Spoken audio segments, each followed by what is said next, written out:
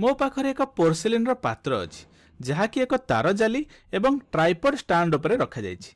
एही पात्र मध्यरे मो अल्प परिमाणर किछि महम नेइछि एवं ताहाकु मो तळे एक महमर अग्नि द्वारा याकु उत्तप्त करुछि।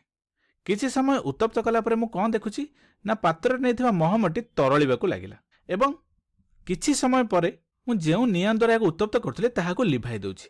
लिभाइ देबा फଳରେ मु कोन देखुछि ना किछि समय जतेबेले हा ठंडा हेबाकु लागुछि एही तरल महम गुड़िक पुनश्च कठिन अवस्था को परिणत हो जाउछि। तेणु कौन है महम प्रथम प्राथमिक भाव में कठिन अवस्था थिला एवं उत्तप्त करिया फल यह तरल अवस्था परिणत है। पुनश्च किछि समय ठंडा है पर यह पुनश्च कठिन अवस्था परिणत हो गला। तेणु यह केउं प्रकार परिवर्तन अटे? यह को आमे भौतिक परिवर्तन किंवा रासायनिक परिवर्तन कौन कहवा? यह वास्तव में आमे भौतिक परिवर्तन कहवा, कारण महम एबे भी महम अवस्था अच्छी। एथिरे केवल गोटे अवस्था अन्य अवस्था को परिवर्तित होइछि, कठिन रु तरल एवं तरल रु कठिन, किंतु एथिरे कोनोसी भी नूतन पदार्थ गठन होई नाही। तेणु महमर अणु माने केवल उत्ताप द्वारा निआर उत्ताप द्वारा गोटे अवस्था अन्य अवस्था परिणत होइछन्ति। महमर अणु माने वर्तमान सही अणु मानक भलिया ही अछन्ति। एमानकर सुगंध एवं रंग ठीक सही परि अछि। तेणु यह एक भौतिक परिवर्तन अटे, कारण एथिरे कोनोसी भी नूतन पदार्थ गठन होई नाही। पुनश्च जेतेबेले आमे एक बरफ को नबा, बरफटी किछि समय पर कौन हुए ना जेतेबेले उत्ताप पाए यह तरल की जल रे परिणत हो जाए एवं यह को मध्य आमे एक भौतिक परिवर्तन कहबा, कारण एही भौतिक परिवर्तन रे बरफर कोनोसी भी नूतन पदार्थ गठन होई नाही एवं जेतेबेले आमे यह को पुनश्च ठंडा कर देबा यह पुनश्च बरफ रे परिणत हो जिवो। तेणु यह हेउछि एक भौतिक परिवर्तन।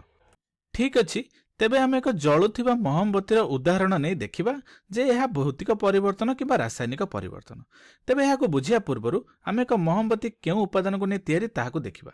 प्रथमे तुमे लक्ष्य कर, मोमबत्तीर एई जो सूता परि अंशटी जहा जलुछि यह को आमे बाती बोली कहितांती एवं एई बाती ठीक तौलिया सदृश अटे। तौलिया जेपरि जलीय पदार्थ को अवशोषण करे, एई बाती मध्य ता चतुर्पार्श्वरे थिबा तरळे थिबा मोहम गुडीको ता मध्य को अवशोषण करे, जेउथि भाई यह जळिबाकु लागे। एवं यही जो अंश गुड़िक एगुड़िक साधारणतः भाव में कठिन महम को लेकिन तैयारी। तेज जितेबाला आम मोमबत्ती को जलाई था यही बाती निकट में महम गुड़िक तरलवाक लगे और यही तरल महम गुड़िक बातीटी निज मध्य को अवशोषण करनी और जितेबाला यह अवशोषण करे यही उत्ताप पाई यही तरल थिबा महम गुड़िक बाष्पीभूत होगाक लगे और बाष्प होगा फल कौन हुए ना तरल महम गुड़िक वायु थिबा ऑक्सीजन सहित प्रतिक्रिया करे और फलस्वरूप आलोक ताप जलीय बाष्प एवं ता सहित किसी कार्बन डाइऑक्साइड गैस उत्पन्न होता है। आम लक्ष्य करुचंती जे एठी रासायनिक प्रतिक्रिया घटी किसी नूतन पदार्थर गठन होइछि। जेतेबेले महमर बाष्पटी ऑक्सीजन सहित प्रतिक्रिया करुछि, कार्बन डाइऑक्साइड एवं जलीय बाष्प सहित किसी नूतन उत्पाद प्रस्तुत होउछि एवं यही जलिथिबा महम को आम पुनश्च प्राथमिक अवस्था को बा मूल अवस्था को फेरे आनी परिबा कि? उत्तर होउछि ना, कारण यही पदार्थ गुड़िक संपूर्ण भाव में परिवर्तन हो जाइछि। एथिपाई तुमे देखि पाथुबो जेतेबेले मोमबत्ती को आम लिभेई देउचंती एथिरु किछि बाष्प गुड़िक बाहुछि।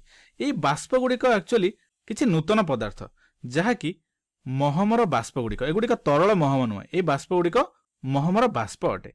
जेतेबेले आम एही बाष्प निकट को पुनश्च एक दियासिली काठी द्वारा या जालिया चेष्टा करछंती सेतेबेले कौन होउछि पुनश्च निया लागि जाउछि, कारण यही महम बाष्प बाष्पर महम गुड़िक पुनश्च निया को धरी बाती को निया लगेबारे सहायक होउछंती। एठी तुमे लक्ष्य करि परथुबो जेतेबेले आमे मोमबत्ती को निया लगाउछंती सेतेबेले बातीरु धला धुआं उठुछि। एही धला धुआं महमर बाष्प ही अटे। तेणु जेहेतु एही प्रतिक्रिया किछि नूतन पदार्थ गठन होउछि, तेणु मोमबत्तीटी जळिबा एक रासायनिक परिवर्तन अटे।